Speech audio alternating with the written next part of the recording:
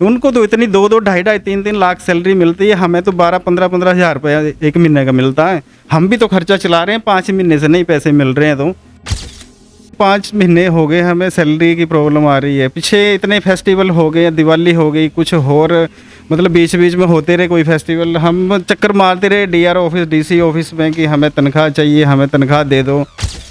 Corona time ਤੋਂ ਵੀ ਸਾਨੂੰ ਇਸੇ ਤਰ੍ਹਾਂ ਪਰੇਸ਼ਾਨ ਕੀਤਾ ਜਾਂਦਾ ਹੈ। ਕਰੋਨਾ ਟਾਈਮ ਵੀ ਅਸੀਂ ਲਗਾਤਾਰ ਡਿਊਟੀਆਂ ਕਰਦੇ ਰਹੇ 12-12 ਘੰਟੇ, ਉਦੋਂ ਵੀ ਸਾਡੇ ਨਾਲ ਸੈਲਰੀ ਦੀ ਉਦੋਂ ਵੀ 4-4 ਮਹੀਨੇ ਬਾਅਦ ਸਾਨੂੰ ਸੈਲਰੀ ਮਿਲਦੀ ਸੀ।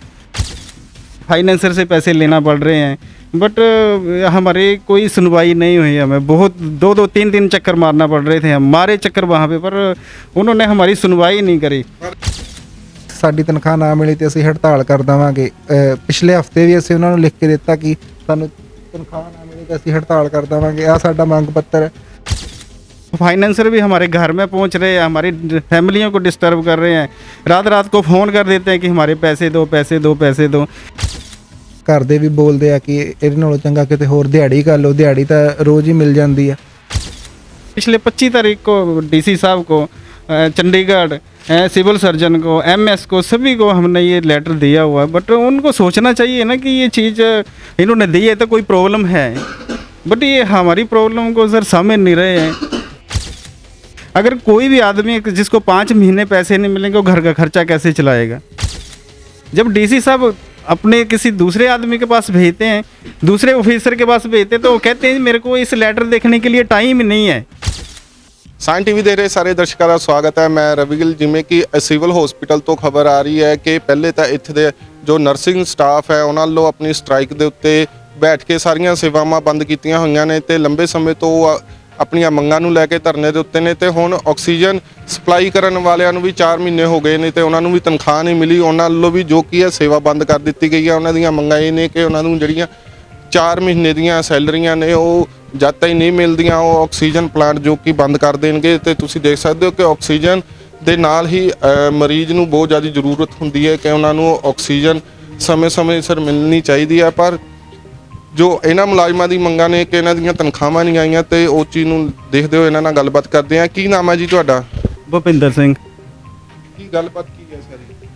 सर हम यहाँ पे कोरोना टाइम से काम कर रहे हैं गैस प्लांट में, सिविल हॉस्पिटल जलंधर।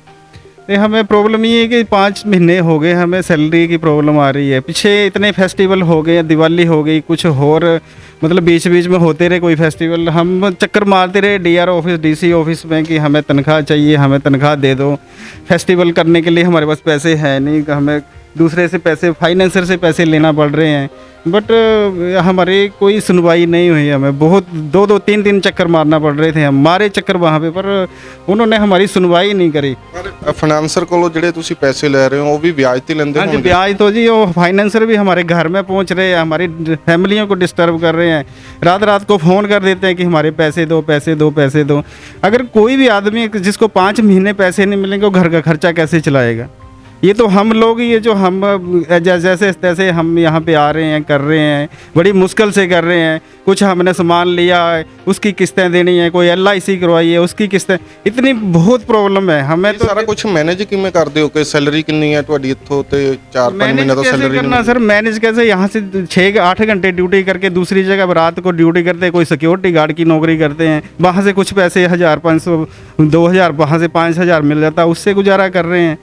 छोटे छोटे बच्चे हैं, स्कूल जा रहे हैं, फीसें हैं, ये है, घर वाले भी 4-5 ਹਜ਼ਾਰ ਰੁਪਏ ਦੇ ਨਾਲ ਘਰ ਦਾ ਗੁਜ਼ਾਰਾ ਤਾਂ ਨਹੀਂ ਹੁੰਦਾ ਹੋਏਗਾ? नहीं होता सर। इसीलिए तो हमें फाइनेंसरों से पैसे लेना पड़ रहे हैं कि आज इतने पैसे दे दो, कल इतने पैसे दे दो, वो भी हमें तंग कर रहे हैं। बहुत प्रॉब्लम है हमें बिना ਕਰੋਨਾ पैसे। ਦੇ ਸਮੇਂ ਆਕਸੀਜਨ ਦੀ ਬਹੁਤ ਜ਼ਿਆਦਾ ਘਾਟ ਸੀਗੀ ਇੱਥੇ ਪਲਾਂਟ ਉਹਦੇ ਦੌਰਾਨ ਹੀ ਲੱਗਾ ਹੈ ਹਾਂਜੀ। ਤੇ ਉਸ ਟਾਈਮ ਤੁਸੀਂ ਇੰਨੀਆਂ ਸੇਵਾਵਾਂ ਦਿੱਤੀਆਂ, ਤੁਸੀਂ ਡੀਸੀ ਸਾਹਿਬ ਨੂੰ ਜਾਂ ਸਿਵਲ ਹਸਪੀਟਲ ਦੇ ਜੋ MS ਮੈਡਮ ਨੇ ਉਹਨਾਂ ਨਾਲ ਮਿਲ ਕੇ ਗੱਲਬਾਤ ਨਹੀਂ ਕੀਤੀ ਕਿ ਸਾਡੇ ਇੰਨੇ ਮਹੀਨੇ ਦੀਆਂ ਤਨਖਾਹਾਂ ਨੇ ਸਾਨੂੰ ਦਿੱਤੀਆਂ ਜਾਣ, ਸਾਡੇ ਘਰ ਦਾ ਗੁਜ਼ਾਰਾ नहीं हो रहा? करते हैं सर सारे नो, MS नो भी कहते हैं, MS भी DC ऑफिस फ़ोन करके, हाँ जी वहाँ से हमें ये बोलता है जी हाँ जी आप कल आओ, 15 दिन बाद आओ, हफ्ते बाद आओ। तो वहाँ पे जाते हैं जी, अभी ये ऑफिसर नहीं है, कभी वो दूसरे ऑफिसर चेंज हो गए, कोई है नहीं, तो वहाँ से फिर हम मायूस होके वापस आ जाते। घर में ऐसे बहाना मार देते जी, कुछ भी बहाना मार देते हैं कि ताकि घर वालों को तसल्ली, चलो नहीं मिल रहे हैं सरकारी पैसे या क्या है कैसे है। तो इसके बहुत प्रॉब्लम आ रही है सर हमें, इसलिए हमें ਮੇਰਾ ਨਾਮ ਨਰਿੰਦਰ ਕੁਮਾਰ ਜੀ।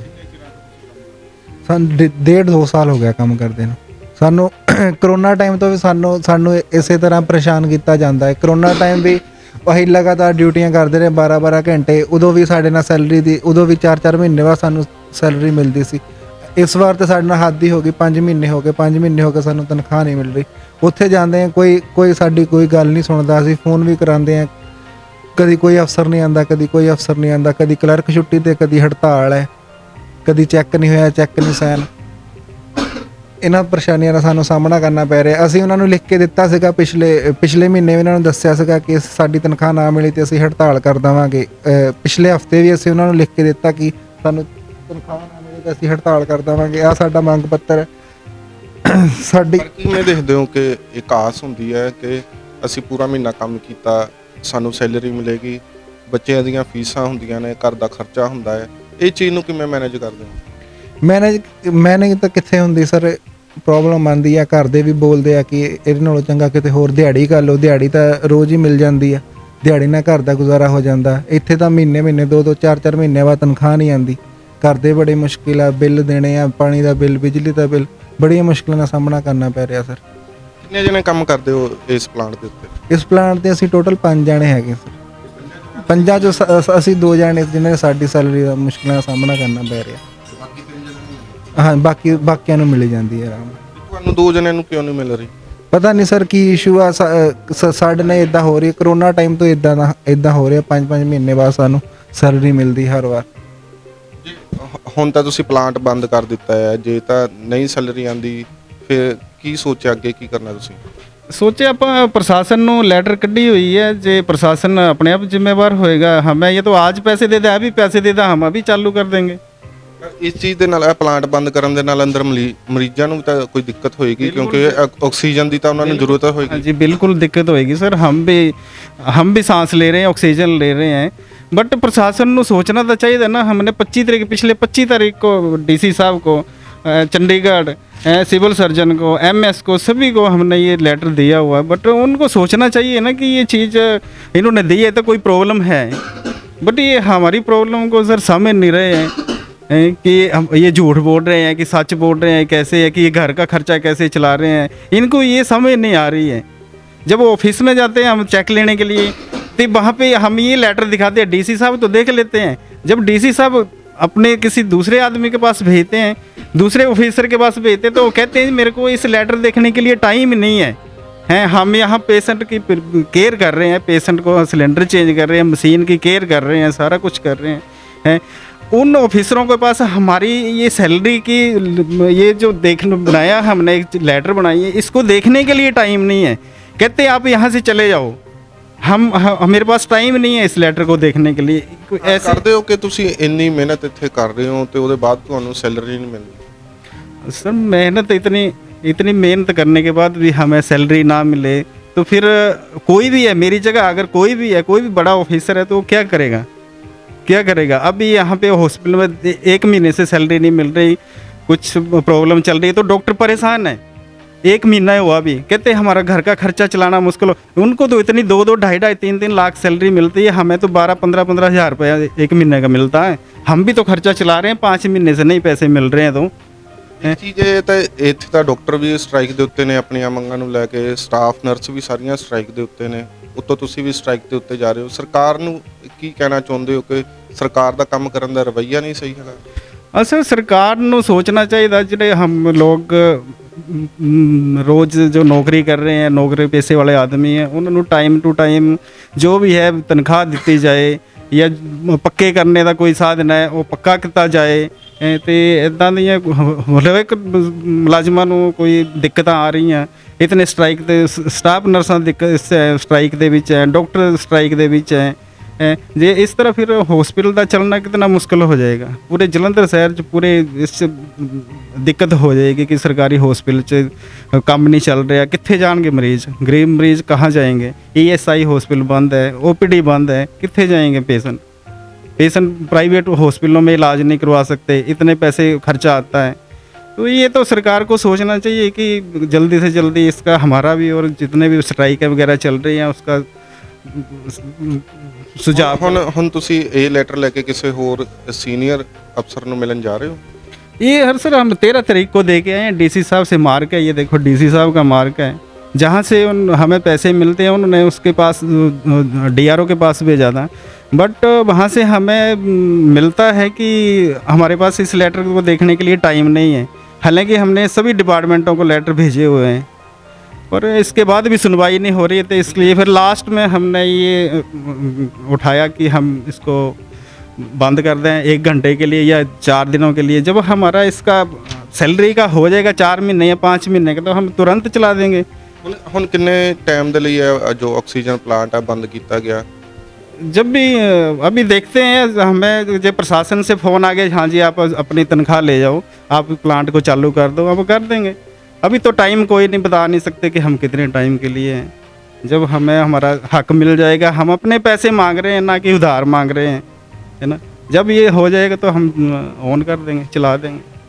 ਸੋ ਬਿਲਕੁਲ ਜਿਵੇਂ ਸਿਵਲ ਹਸਪੀਟਲ ਦੇ ਵਿੱਚ ਡਾਕਟਰ ਵੀ ਸਟ੍ਰਾਈਕ ਦੇ ਉੱਤੇ ਨੇ ਤੇ ਉਹਦੇ ਬਾਅਦ ਨਰਸਿੰਗ ਸਟਾਫ ਵੀ ਆਪਣੀਆਂ ਮੰਗਾਂ ਨੂੰ ਲੈ ਕੇ ਲੰਬੇ ਸਮੇਂ ਤੋਂ ਸਟ੍ਰਾਈਕ ਦੇ ਉੱਤੇ ਨੇ ਤੇ ਤੁਸੀਂ ਦੇਖ ਸਕਦੇ ਹੋ ਕਿ ਇਸ ਟਾਈਮ ਆਕਸੀਜਨ ਪਲਾਂਟ ਵਾਲੇ ਵੀ ਜੋ ਕਿ ਸਟ੍ਰਾਈਕ ਦੇ ਉੱਤੇ ਚਲੇ ਗਏ ਨੇ ਤੇ ਇਹਨਾਂ ਦਾ ਕਹਿਣਾ ਹੈ ਕਿ ਸਾਡੀਆਂ ਜੋ 4 ਤੋਂ 5 ਮਹੀਨੇ ਦੀਆਂ ਸੈਲਰੀਆਂ ਆ ਉਹ ਇਹਨਾਂ ਵੱਲੋਂ ਰੋਕ ਲਈ ਗਈ ਹੈ। ਘਰ ਦਾ ਗੁਜ਼ਾਰਾ ਨਹੀਂ ਹੋ ਰਿਹਾ, ਬੜੀ ਮੁਸ਼ਕਲ ਦੇ ਨਾਲ ਅਸੀਂ ਵਿਆਜ ਤੇ ਪੈਸੇ ਫੜ ਕੇ ਜੋ ਆਪਣੇ ਘਰ ਦਾ ਗੁਜ਼ਾਰਾ ਕਰ ਰਹੇ ਹਾਂ।